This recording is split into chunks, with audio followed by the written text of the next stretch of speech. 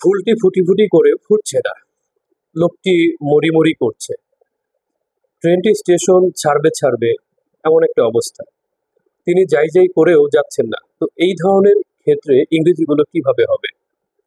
এটা অনেক জটিল মনে হলো, ইংরেজি স্ট্রাকচারটা অনেক সহজ এবং ভারী। Hi viewers, how are you? I hope that you are well. I am also well. Welcome you to my channel Halims academy.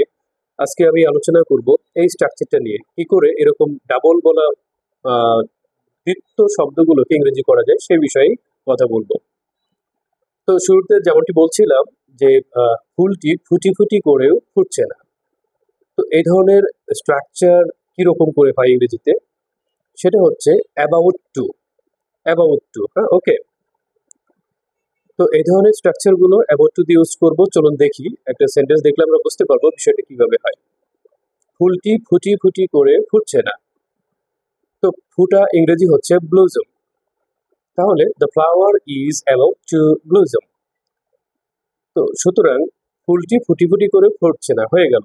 About two দিয়ে আমি ওই ভার্বটা দিলে ওই ভার্বটা ডাবল হয়ে যাবে। যেমন he is about to die, তিনি মরি মরি করছেন, অর্থাৎ মুমূর্ষ অবস্থায় আছেন।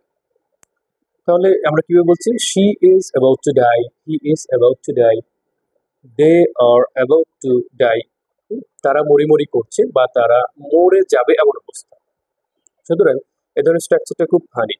এবার আমরা আরো কয়েকটি এক্সাম্পল দেখি। যেমন ট্রেনটি স্টেশন ছাড়বে ছাড়বে করছে, কিন্তু এখনো ছাড়েনি। তো the train is about to leave the platform, the train is about to leave the station. লোকটি যাবেও যাব করছে। ধরুন আপনার বাসায় গেস্ট আসছে, অনেক সময় তারা একবার উঠে বসছে, চলে যাবে, বিদায় দেবেন, এরকম অবস্থা। তো কিভাবে বলবেন? এই ধরনের ক্ষেত্রে সাধারণত সবসময় subject plus be verb plus about to plus মূল ভার্বের বেস ফর্ম বসবে। আবার বলি, subject plus be verb plus about to plus ভার্বের বেস ফর্ম মানে মূল ফর্ম প্লাস এক্সটেনশন। তাহলে তারা যাবো যাবো করছে, দে আর অ্যাবাউট টু গো, তারা যাবো যাবো করছে। ঘরটা পরি করছে, মানে ঘরটা যে কোনো সময় ভেঙে পড়বে। The house is about to fall down. The house is about to collapse.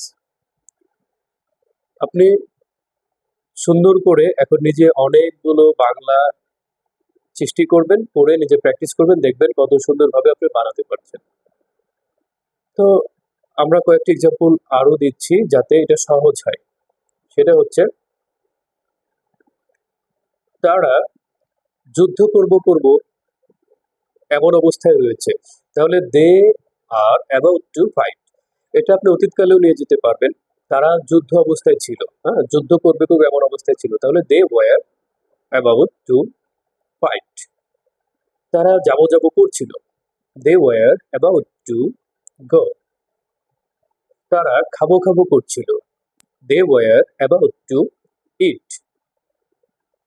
তারা মরি মরি অবস্থায় ছিল, কিংবা তারা মর অবস্থায় ছিল বলতে মুমূর্ষু অবস্থায় ছিল, একটু পর মরে যাবে এমন একটা অবস্থা। তাহলে কি বলবো আমরা? They were about to die, they were about to die. আমরা এমন বলতে পারি, রবিন তাদেরকে মারবো এমন একটা অবস্থা তৈরি করেছিল, Robin was about to kill them, Robin was about to kill them. অর্থাৎ রবিন এমন একটা অবস্থায় পৌঁছে গিয়েছিল যে তাদের মেরে ফেলবে এমন একটা অবস্থা।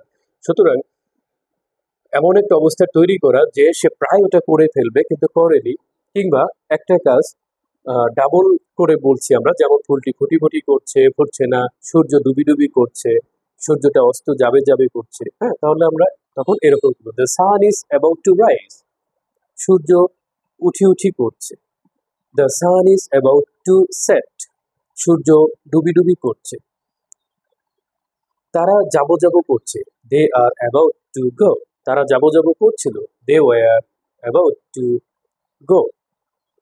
এভাবে এই স্ট্রাকচার ব্যবহার করে আপনি সহস্র ইংরেজি করতে পারেন। Okay, that's all for today. Thanks for watching this video. We will meet in next video.